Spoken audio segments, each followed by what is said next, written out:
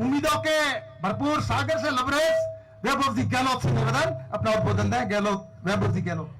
गांव डोंगरी में हो रही इस चुनावी मीटिंग में हमारे बीच में उपस्थित राजस्थान सरकार के पूर्व मंत्री आदरणीय सुखराम जी बिश्नोई साहब, यहाँ उपस्थित पूर्व विधायक आदरणीय पद्मनाभ जी, मेरे छोटे भाई महेंद्र चौधरी जी, पूर्व सरपंच साहब आदरणीय गणपत सिंह जी आसू जी, आदरणीय एडवोकेट जलाराम जी पूनिया जी और तमाम उपस्थित मंचासीन अतिथि, सम्मानित मंच उपस्थित मेरे बड़े बुजुर्गों, भाइयों, युवा साथियों, सबसे पहले तो आप सबको बहुत बहुत धन्यवाद कि आप सब लोग अपना कीमती समय निकाल के मुझे यहाँ आशीर्वाद देने, मुझे समर्थन देने आप सब पधारे हैं। उसके लिए मैं आप सबको धन्यवाद देता हूँ। साथ ही भाई हरिंदर चौधरी को भी धन्यवाद कि आपने मेरा शानदार स्वागत कराया, आपकी पूरी टीम और तमाम डोंगरी के पंच पटेलों ने,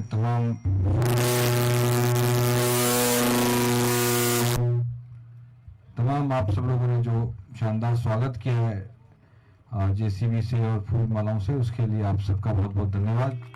आप लोग जानते हैं कि लोकसभा चुनाव का आगाज हो चुका और 20 साल से यहाँ भाजपा के सांसद थे और बदले में सांचौर, जालोर, सिरोही, ये जो पूरा संसदीय क्षेत्र है, इसको बदले में मिला क्या? जीरो। कोई बड़ा काम दिल्ली की सरकार से वो लाए हों भाजपा के सांसद तो आए और आपके सामने बता दें। कोई बड़ी परियोजना लाए हों, कोई विकास की आधारशिला रखवाई हो, दिल्ली सरकार से कोई रेलगाड़ी चलवाई हो इस क्षेत्र में, इस पूरे तीनों जिलों में मांग है कि रेलगाड़ी बढ़ाई जाए, रेलगाड़ी लाई जाए। और ये पीड़ा आप लोगों की अकेले की नहीं है। जितने प्रवासी हैं, या तो हर दूसरे घर में बेटा भाई बाहर देशावर में अपनी रोजी रोटी के लिए गए हुए हैं, अपना काम धंधा कर रहे हैं, उनकी भी मन में पीड़ा है। पिछले दिनों हम गए सब प्रवासियों से मिलने, मुंबई, गुजरात, अहमदाबाद। आदरणीय सुखराम जी बिश्नोई साहब जी भी हमारे साथ थे, पूर्व मुख्यमंत्री गहलोत साहब भी थे, तमाम कांग्रेस के नेता हम लोग गए और जहां भी गए उन सबके मन में भी वही पीड़ा है जो आप सबके मन में पीड़ा है कि हमारा जालोर, सिरोही, सांचौर पिछले 20 साल में पिछड़ गया। कोई काम दिल्ली की सरकार से नहीं करा सके भाजपा सांसद। और तो और अभी स्वरूपगंज में गया तो वहां के शाम को सभा थी, मीटिंग थी चुनाव की। वहां कहा मुझे सबने कि साहब हम 15 साल से भाजपा के सांसद से मांग कर रहे हैं कि स्वरूपगंज में जो ये आबू रोड और ये रेलवे ट्रैक जाता है, इसमें जो ट्रेनें जाती हैं दिल्ली मुंबई के बीच में, स्वरूपगंज आता है, आबू रोड आता है, स्वरूपगंज में ठहराव करवा दो माननीय बीजेपी सांसद महोदय। आपकी सरकार है दिल्ली में 10 साल से, तो आपके साथ तो डबल इंजन लगा हुआ है, तो डबल इंजन को काम में लो और कम से कम एक हमारे ये ट्रेनें जो जा रही हैं, रेलगाड़ियां, इस स्टेशन पे ठहराव करा दो ताकि यहाँ व्यापार भी बढ़े, यहाँ पे यात्रियों को सुविधा भी बढ़े। जो बाहर से प्रवासी आते हैं, अभी तक अहमदाबाद उतरेंगे, कोई जोधपुर जाएगा, कोई जयपुर जाएगा, फिर 4 गुना बस का किराया लगा के आएंगे हमारे इलाके में, तो कम से कम आप 5 मिनट का ठहराव करा दो स्वरूपगंज में। 15 साल में ये सांसद महोदय 5 मिनट का ठहराव भी नहीं करा सके रेलगाड़ी का, 5 मिनट के लिए रेलगाड़ी को रुकवा नहीं सके। तो अब ये नई रेलगाड़ी कब चलाएंगे तो भगवान मालिक है। तो आप समझ सकते हैं कि जो व्यक्ति 15 साल में एक ठहराव नहीं करा पा रहा स्वरूपगंज में किसी ट्रेन का, वो कब तो नई रेलगाड़ियां लाएंगे।